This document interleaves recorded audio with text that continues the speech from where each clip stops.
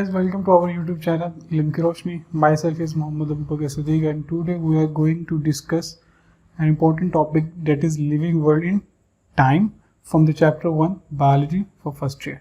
ठीक है, तो स्टूडेंट इससे पहले का जो लेक्चर था वो लिविंग वर्ल्ड इन स्पेस के बारे में था. हमने लिविंग वर्ल्ड इन स्पेस में क्या देखा था कि जो हम एनिमल्स या प्लांट्स या लिविंग एंटिटीज़ या माइक्रो ऑर्गेनिज्म जितनी भी लिविंग एंटिटीज़ हैं, लिविंग स्पीशीज़ हैं, उनकी डिस्ट्रीब्यूशन करते हैं according to the geography, according to the geographical position के लिहाज से उनकी डिस्ट्रीब्यूशन करते हैं. ठीक है, for our easy understanding to nature and easy understanding to living entities, हम अपनी बेटर कन्वीनियंस के लिए, बेटर अंडरस्टैंडिंग के लिए हम ऑर्गेनिज्म को उनके जियोग्राफिकल पोजीशन के लिहाज से हम उनको डिवाइड करने की कोशिश करते हैं ताकि हम उनको अच्छे तरीके से, एक बेटर वे से उनको अंडरस्टैंड कर सकें, उनके लाइफ का जो मैकेनिज्म है उसको अंडरस्टैंड कर सकें. ठीक है, तो डियर स्टूडेंट अगर हम आगे मूव करें तो हम देखते हैं कि इस कुर्रा अर्ज पर, इस प्लेनेट पर जितनी भी स्पीशीज इवॉल्व हुई हैं वो with the passage of time है, with the passage of time, वक्त के गुजरने के साथ साथ इवॉल्व हुई हैं. उनमें एक एवोल्यूशन का जो प्रोसेस है वो एक कम्प्लीटली तौर पे, फुल्ली तौर पे उनके अंदर बाकायदा तौर पे हुआ है. और वो ये चंद एक सालों की बात नहीं है, ये मिलियंस ईयर्स, बिलियंस ईयर्स की बात है.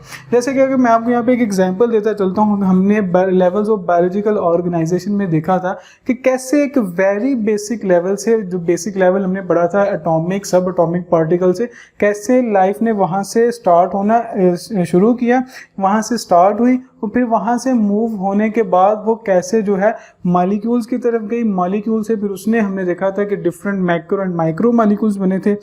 फिर हमने देखा था कि मैक्रो एंड माइक्रो मॉलिक्यूल से ऑर्गेनेली की तरफ, ऑर्गेनेली से सेल की तरफ, सेल से फिर टिश्यू की तरफ, फिर टिश्यू से फिर वो ऑर्गन की तरफ, ऑर्गन से ऑर्गन सिस्टम की तरफ, ऑर्गन सिस्टम से फिर वो फुली इंडिविजुअल, फिर पॉपुलेशन, फिर इकोसिस्टम, कम्युनिटी से होते हुए इकोसिस्टम, इकोसिस्टम से फिर बायोस्फीयर की तरफ मूव की.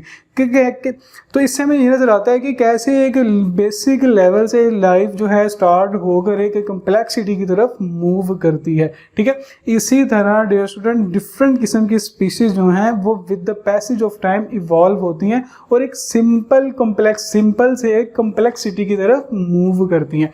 मिसाल के तौर पे जो इस प्लेनेट पर सबसे पहले लाइफ जो एग्जिस्ट की थी वो आर्की बैक्टीरिया थे, जो कि एक सिंपलेस्ट ऑर्गेनिज्म थे. ठीक है, फिर उसके बाद क्या होता गया, with the passage of time evolution के प्रोसेस से वो सिंपल बैक्टीरिया में कम्प्लेक्सिटी आती गई, फिर डिफरेंट एजेस के जरिए million years, after billion years की तरह का लंबा अरसा गुजारने के बाद हम एक मल्टी सेलुलर ऑर्गेनिज्म की तरफ, एक मल्टी सेलुलर लाइफ की तरफ हमने मूव किया है, जिसमें मैमल्स आते हैं, जिसमें हम एंजियोस्पर्म्स के जो हमारे प्लांट्स आते हैं, हम खुद ह्यूमन स्पीशीज सेपियंस जो उनसे वो मल्टी सेलुलर ऑर्गेनिज्म की तरफ मूव करते हैं. ठीक है, तो बात करने का मकसद ये है कि different species evolve in different time. इसको हम क्या कह सकते हैं, इसको हम जियोलॉजिकल टाइम पीरियड कहते हैं. मिसाल के तौर पर हम एक यहाँ पे एक टर्म यूज़ करते हैं, जैसे कि मैंने आपको बताया जियोलॉजिकल टाइम पीरियड. उसकी डेफिनेशन की तरफ मूव करें, जैसे कि मैं आपको ऑलरेडी बता चुका हूँ, डिफरेंट स्पीशीज इवॉल्व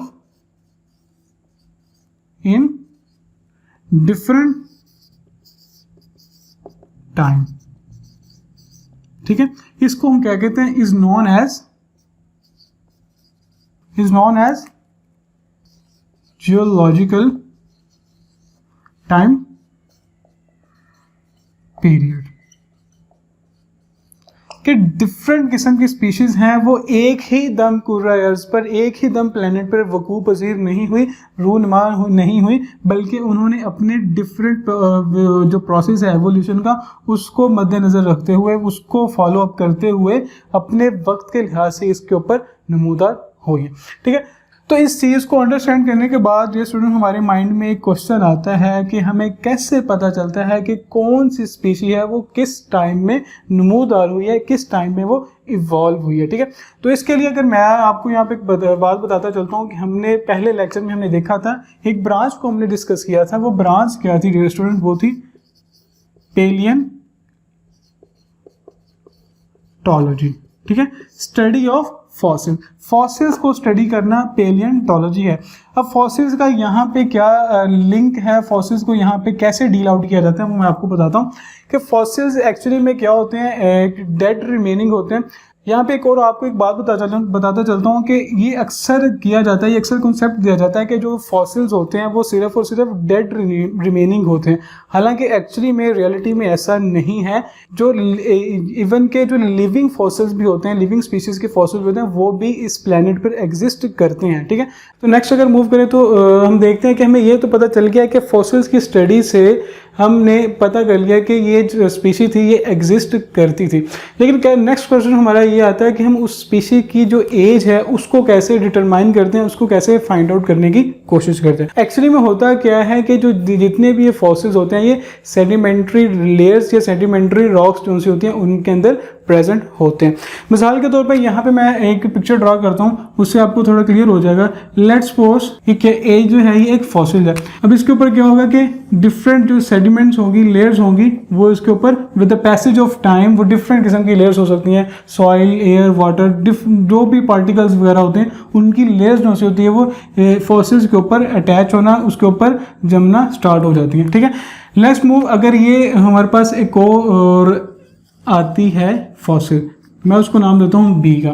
ठीक है, इसे आगे मूव करते हैं। फिर with the passage of time आगे टाइम बढ़ता गया, फिर हम मूव करते हैं कि एक और जो है वो फॉसिल जो है किसी भी स्पीशीज का वो यहाँ पे प्रेजेंट है। ठीक है, ए बी सी।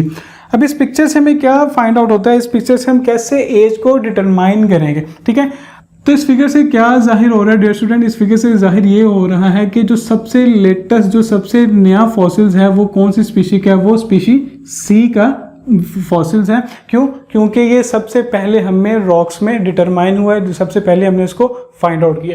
ठीक है, इससे आगे नेक्स्ट मूव करें तो हम देखते हैं कि सी के बाद हमारे पास बी फॉसिल आता है जो कि उससे थोड़ा नीचे है। ठीक है, इसलिए हम कह सकते हैं कि मोर लेयर्स, मोर एज। ठीक है, कि जितनी ज़्यादा लेयर्स होंगी उस किसी भी फॉसिल्स के ऊपर उसकी उतनी ही ज़्यादा एज होगी। लेट्स सपोज अगर मैं सी की बात करूं, इसके ऊपर सिर्फ और सिर्फ 2 लेयर्स हैं। ठीक है, तो इसकी जो एज होगी वो कम होगी एज कंपेयर टू बी। इसको काउंट करते जाएंगे कि इसके ऊपर लेयर्स की जो तादाद है वो ज़्यादा होती जाएगी, लेकिन बी की जो एज होगी वो ए के मुकाबले में थोड़ी कम होगी। क्यों? क्योंकि ए के ऊपर जो लेयर्स की तादाद है, जो सेडिमेंट्स हैं, जो रॉक्स हैं, उनकी जो लेयर्स हैं वो बी और सी के मुकाबले में थोड़ी ज़्यादा है। ठीक है, तो इससे हमने क्या अखज़ किया है कि जो जितनी ज़्यादा लेयर्स होंगी उसकी उतनी ही ज़्यादा एज होगी। तो स्टूडेंट नेक्स्ट जो हमारे पास पॉइंट आता है कि हमने यहाँ तक ये डिटरमाइन कर लिया, ये हमने फाइंड आउट कर लिया कि कौन सी किस स्पीशी के जो फॉसिल्स होते हैं वो एग्जिस्ट करते हैं और उनकी एज क्या होती है। हम एज को भी डिटरमाइन कर लेते हैं कि मोर लेयर्स मोर एज होगी। जो नेक्स्ट पॉइंट हमारे पास ये आता है कि जो हम रॉक्स होंगे, जो हमने सेडिमेंट की बात की है, उनकी एज को हम कैसे डिटरमाइन करते हैं। तो उसकी एज को डिटरमाइन करने के लिए हम यूज़ करते हैं किसका? आइसोटॉप्स का। आइसोटॉप्स वो होते हैं जिनका एटॉमिक नंबर जो होता है वो सेम होता है, जबकि एटॉमिक मास नंबर जो होता है वो डिफरेंट होता है। ठीक है, अब इनका फंक्शन क्या होता है कि इन्होंने रेडिएशंस को इमिट करना होता है, इन्होंने रेडिएशंस को रिलीज आउट करना होता है। ठीक है, अब इनको कैसे हम यूज़ करते हैं for the determination of age of rocks. ठीक है, अब इनके अंदर एक कॉन्सेप्ट स्टूडेंट प्रेजेंट होता है वो है हाफ लाइफ। हाफ लाइफ से क्या मुराद है कि मैं यहाँ पे लिखता चलूँ।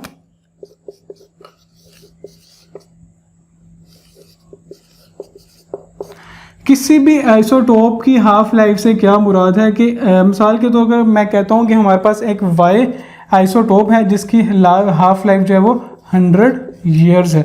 अब इस 100 ईयर्स का मतलब क्या है कि आफ्टर पासिंग 100 ईयर्स, 100 साल गुजरने के बाद क्या होगा कि जो वाई आइसोटोप है उसकी जो क्वांटिटी है, अगर वो 100 थी तो वो 100 साल गुजरने के बाद उसकी जो क्वांटिटी रह जाएगी 50 रह जाएगा। ये ग्राम है तो ये भी ग्राम में रह जाएगा कि 100 ईयर्स गुजरने के बाद जो किसी भी आइसोटोप की क्वांटिटी जो सी होती है वो हाफ रह जाए, उसको हम कहते हैं हाफ लाइफ। ठीक है, तो क्वेश्चन ये आता है कि हम हाफ लाइफ को कैसे फॉसिल्स की एज का या रॉक्स की एज को डिटरमाइन करने के लिए यूज़ करते हैं।